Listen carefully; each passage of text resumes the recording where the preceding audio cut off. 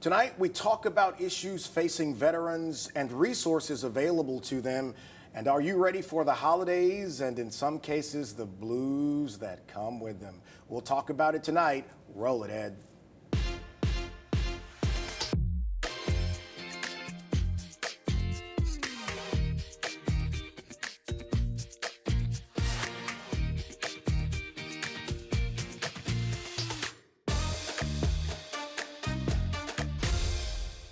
All right, you got a little less than 7 days to get in shape for that turkey and everything that goes along with it. I'm working on that right now, by the way. But we want to begin talking about our veterans. Louisiana has more than 300,000 men and women who have served America living in our state, and not many of them take advantage of resources available to them. This is why Denise Botcher with AARP is here with us in studio to talk about that. Hey, Denise. Hey there, Clay. So this is, we did an interview a couple of weeks ago, maybe last week. We sat down and talked about what AARP is doing as it relates to veterans. And you shared some information with me that I had not known. I did not know that we had as many as 300,000 vets here. Didn't know that only 30% of them have access or take advantage of resources available. How can that be? It is startling that only 30% get access to their VA benefits. And these are benefits that they've, deserved, they've received, they've done everything they're supposed to do, right, but they just aren't getting them. And so over time, AARP had talked to veterans, military families to find out why this is. And we learned that the system is incredibly complicated. Right. And so if you, for example, Google veterans benefits, you're going to be taken all over the place. And so having to go from this website to this website to this website to figure out where you need to go, folks just give up. And so you have veterans and military families not receiving the benefits that they've earned over time. So we've developed a tool, and aarp.org/veterans, and it's a navigating tool. Yeah.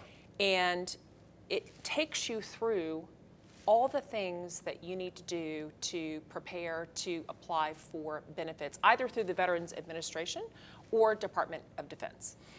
Okay, so, we've got veterans here that go all the way back to Vietnam who are moving around and through where we are now with everything that's happened in the Middle East in the last 30 years. And for me, we spend so much time talking about celebrating veterans, but it's clear that there is almost no effort given to serving them, right? And that's where I want to kind of switch this to. How do you fix that? How do you make certain that these people who have sacrificed so much and in many cases come back to this country completely different, how can we make certain they get what they need? Well, Clay, I think one of the first things that we need to do, if we are in that military family, if we know that veteran, we need to become their advocate. Right. I mean, AARP is stepping up to become their advocate to try to help them get those benefits. But I think it's incumbent upon military families and even, friends of veterans to understand that this is the situation and to have that conversation with them and to help them get those benefits. I think about open enrollment right now. We're in that period of time, and it's confusing, right? It's so confusing just for us. Can you imagine if you were a veteran and you may still be suffering with PTSD, you might be disabled, you might have chronic conditions that you're trying to manage. Let's help those folks out and get them the benefits they deserve. So, and this is a statewide effort. It is. And so let's talk about the different regions, because every 1 hour drive in Louisiana is almost a different culture. I mean, Shreveport is basically East Texas, and then you move down to the Acadianas and of course the Capital Region and then the South. How are you impacting those different areas based upon the geographical differences you encounter? So we have volunteers who work with us who are veterans and part of military families across the state. So we have roughly 200 volunteers that work with us to try to get this information out to veterans and their military families, and then connect them with the resources that are right there in their own community. So we have a tremendous Veterans Hospital in New Orleans, state of the art, incredible physicians, and you often get better care Yeah. through the VA system than you would in your own community. So it's worth it to be Right. able to get those benefits. Give me a list of some of the tools that you are using. We've got a little less than a minute. We'll come back and finish that up. Some of the tools available to people to be able to get access to this. So some of the tools are you can certainly get with the state department of Veterans Affairs. Yep. They can certainly help you. You have resources and you have other organizations who help veterans in your local community. Right. Might be through the VFW. Right, right. Or other veterans communities. And you can also call the Veterans Administration. Well, stay right there. We'll come back and talk a little bit more about these resources available to veterans. And coming up later in the show, getting rid of the holiday blues. I can't wait to get to that one as well. Stay right there. Back in a moment.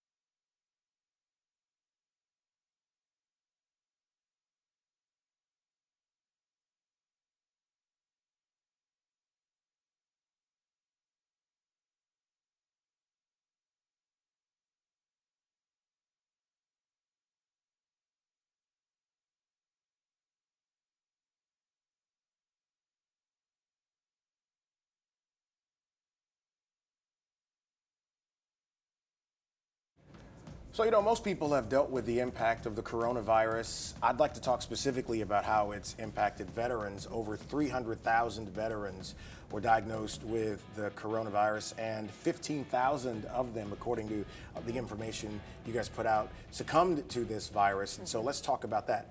Helping veterans who have dealt with this, because, to use a sports analogy, it takes you out of the game when you have it for a lot of people, and in some cases you don't recover. What have y'all been doing as it relates to that? So, Clay, you make a great point. It takes you out of the game. And coronavirus had impacted this population of veterans incredibly hard. And so when you know that they may have health impacts that continue beyond coronavirus, it's especially important that they have signed up for their benefits. Even if they may be hesitant about using them, it's better to have them. Right. Right? It's better to be prepared to have that coverage that you need. And oftentimes, you may qualify for things that you never even dreamed about. So you could qualify for VA benefits as well as Medicare. Right. And be dual eligible for both, or even Medicaid. And so coronavirus has hit this population incredibly hard. Families are having to care for them in ways that are just unimaginable. And so it's so important that they sign up for their benefits and get the help they need. I was talking to a group of friends about us having that conversation before and the fact that you were going to come back. And one of the guys said this, who is a vet, he said, but you have to get around the fact that some veterans don't want to ask for help. They don't want to look like they need the help, and so they go without it. How do you get around that? I share with families all the time that this is a benefit they've earned. It is not saying that they need not a help. handout. No, it is not at all. It's there for them. It's waiting to be used. Right. And so it just makes better sense financially to get those benefits. And then secondly, for their health, because they may not be experiencing any problems right now, but we know through research that as you get older, you develop one chronic condition, 2, 3 chronic condition. That gets really expensive over time. And so it's better to find out right now if you're eligible for those benefits. Well, we talked about this during the break. We lose 22 veterans a day to suicide. Mental health is another aspect of, and not just veterans, but across the country. As it relates to that, I'm sure that's got to be a focus as well, helping them mentally be able to cope with being back here. Absolutely. It's not only important for veterans and their military family, it's important for all older adults. Right. Because the mental health component is something that you have to factor in when you get older. And so for veterans to have those benefits and get them now, or even get them as they're having a problem, families, I can't stress enough, please help those veterans get their benefits. You know, this you mentioned this is a national initiative by AARP, taking this on. Is this a one-off? Well, not a one-off. Is this the beginning of something that you guys are doing, or is it just one initiative now to try to get the numbers to improve? We've been focusing on veterans and military families for quite a while now because we realized that a lot of our membership, they were all veterans. Right. And so they're an exclusive population because they're unique, right? They've served our country. And so what is an organization that we can do to help them age as they want to, wherever they live across the country? And so we've really had a special focus. And we've learned over time that the veterans were telling us, we can't get access to our benefits. It's too cumbersome. It's too much of a problem. And so it was like, how can we fix it? Well, that's amazing. I appreciate it. Thank you so much. And you're welcome here every time. Thank you, Denise. Thank you. All right, let's talk about dealing with the holiday blues. Dr. Katie Fetzer will be here in studio, and a special shout out to Mel on camera 3 right here, our resident veteran. He is also a veteran of working on my nerves every week. Just kidding, brother. Back with more Clay Young Show in just a moment.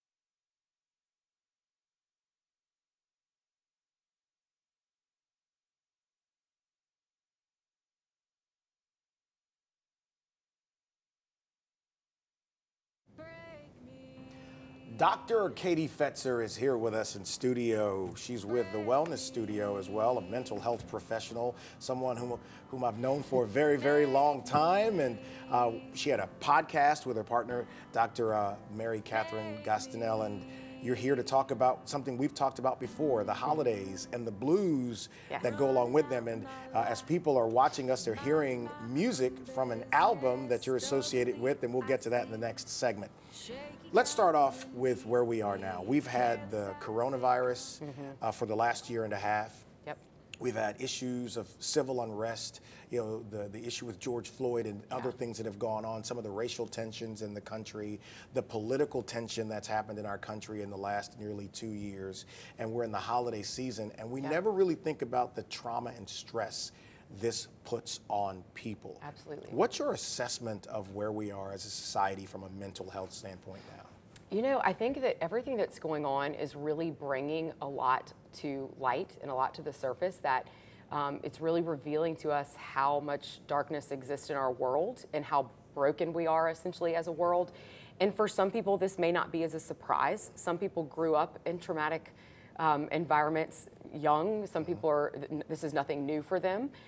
It's just kind of another kick down. And then for others, it's maybe a little bit more shocking and very hard to digest. And I think from taking a step back, looking at this, it really is also revealing that our mental health is incredibly important. We should be putting it at the same importance as our physical health, which hopefully people are making a priority.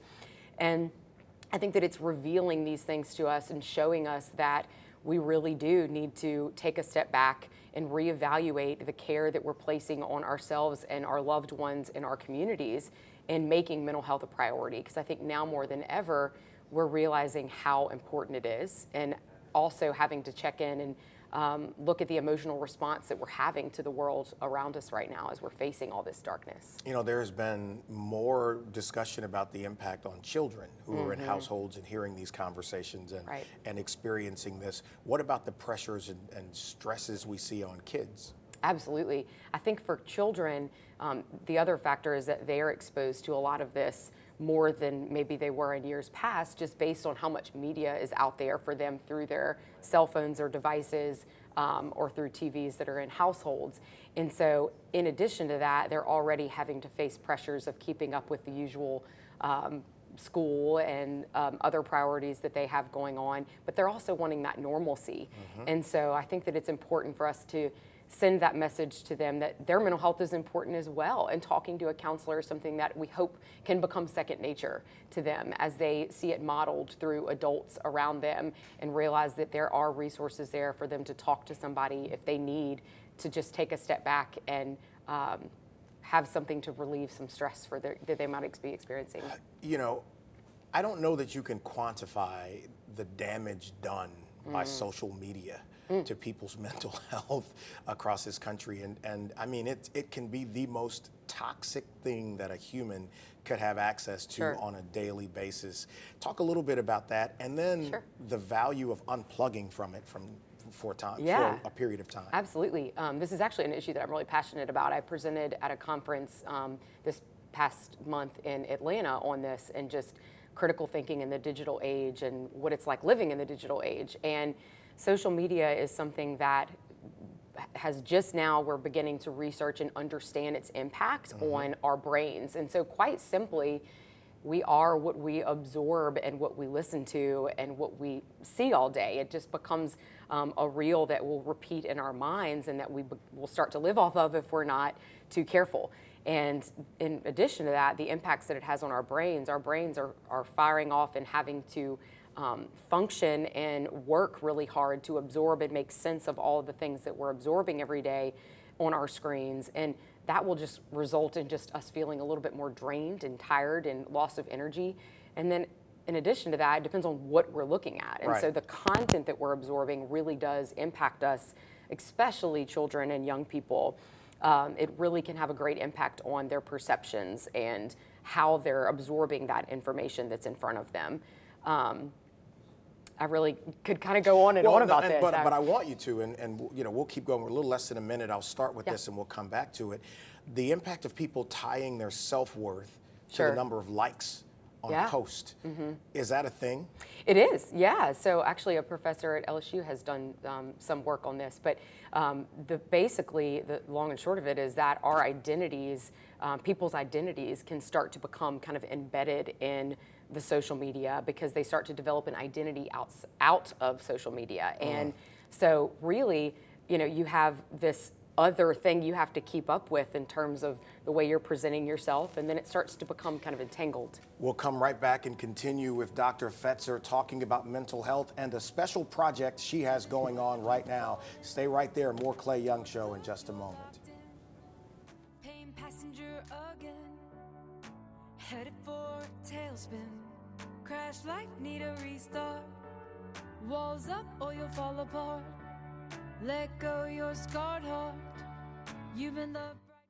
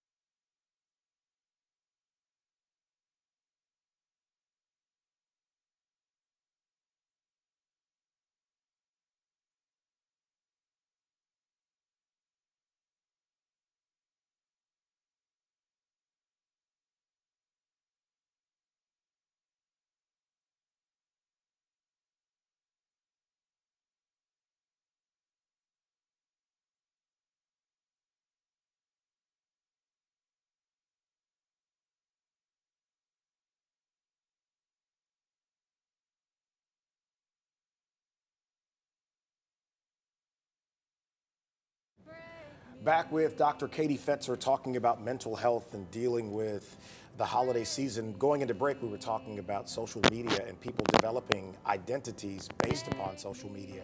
Let's kind of pick that up. Sure. And how people can create a false reality for themselves using social media. Is that a thing, and what's the impact? Yeah, absolutely. It is definitely a thing. Obviously, it's something that is still being kind of researched and looked at because it's happening so fast before our eyes. But there is a sense of self and identity that's developed out of this social media world when you have to think about the many things behind the intention and what's in the heart of a person that is posting and the content that they're posting, the reason that they're doing it. Of course, you do have some positive sides of it, which are businesses that are using it for branding, and they are behind the construction of the image that they want to portray to whoever is following them and to the public.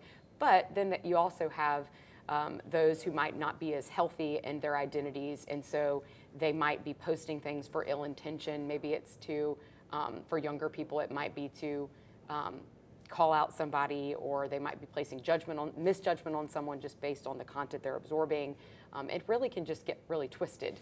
And so many people avoid it because of the negative side of it. It's a place where people who are miserable go to vent and be miserable, like the old saying, misery loves company, where there's a lot of company on social media. Yeah, you have to be careful. And then people just do nothing but tear other folks or things down, and it's not healthy to consume that stuff every day, is it? No, not at all. And I think I'm glad that you brought this up, because there's things that we talk about as mental health professionals which involve what we call digital self-care. And one of the importance is just knowing and being aware as a user of social media of what we call bombardment or digital bombardment. And it's when you're being bombarded with images and videos and content that you're not necessarily seeking. And so you need to be the one that takes a step back and says, I'm in control. Instead of watching a video that was put up to me on social media, instead you choose when to watch and what to watch. Right. You're in charge of, it's kind of taking charge and making sure that you're implementing good boundaries. Right. So that way you have good digital self-care. Because again, what we absorb on a daily basis affect us. It's no different than me as a mental health professional going on the job. I have to do things to take care of myself based on what I'm absorbing every day and the trauma that I'm absorbing and walking my clients through. It's no different with what we're absorbing on social media. Let's talk about the importance of self-care, especially now, prioritizing one's self. Yeah, it's the first step is really just that awareness. I always tell my clients everything starts with the awareness. That's where being empowered to change comes from. We first have to be aware, and it's a gift to be aware of have an insight in ourselves and knowing that we need to change. So after that awareness and knowing that we need to take care of ourselves and maybe change, the next step is then putting our mental health on the same level of importance as our physical health and going in for a checkup. If you don't know where to start, don't try. Go into a professional and let them help you, because sometimes we can't see the forest through the trees, and we are so biased about our own lives, and our perceptions are shaped very insidiously over time, and so we're not always grounded in truth, reality, and rational thought. Right. Yeah. I think I encourage people to have value within themselves and to feel good about you first. Because if you like yourself, it's easy to like other people, right? And it's hard if it's the opposite. The holidays are coming up. There's all this friction that happens when families get together. Any advice for people as they move into this season? Yeah, absolutely. I think just echoing what kind of I've mentioned about putting mental health first, I think the next step too is just to be able to give yourself a lot of grace and embrace the fact that things might look and feel a little bit different right now, but it's also kind of pushing us to kind of reevaluate our own priorities and boundaries and look within our hearts about what's important during this time. I mean, the holidays are supposed to be a time of togetherness and love and compassion, but that can be hard when we've been in such a dark place as a world. And so I think it's really important for all of us to kind of put boundaries in place where we embrace the struggle that's before us and kind of know that we can take the step by prioritizing what's important in our lives. And lastly, we'll touch on this and we'll come back next month and talk about it. You've released an album. Yes. So, as long as we've known each other, I didn't even know you had that talent, and then I find out you released an album. Where'd this come from? Yes. So very candidly, as a mental health professional, I too faced my time to face struggle came, and I wanted to make sure that I took the steps that I needed to take care of myself. As a mental health professional, I also face a lot of darkness through my clients, but then when I had to face my own traumas, I discovered myself an artist in the process. I grew up with a father who is a songwriter, and I'm in a family of songwriters. My cousins write music, and music has always been something that's been in my heart, and so.